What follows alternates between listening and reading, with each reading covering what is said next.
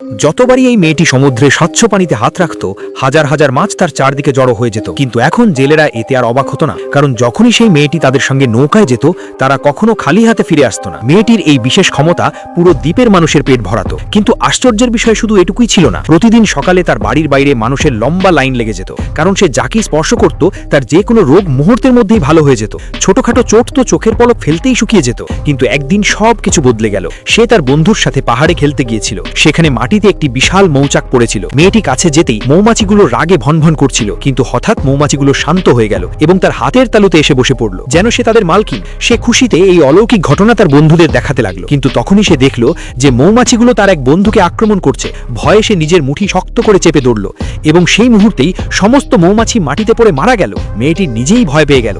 তার মনে হলো মানুষ এখন তাকে রাক্ষস ভাববে। তাই সে তার বন্ধুদের কাছ থেকে শপথ নিল যে তারা কাউকে এই রহস্যের কথা বলবে না। কিন্তু সেই দিন থেকেই তার সমস্ত জাদুকরী শক্তি গায়েব হতে শুরু করলো। এখন তার স্পর্শে আর কোনো অসুস্থ মানুষ সুস্থ হতো না এবং জেলেরা আগের মতো মাছও পেত না।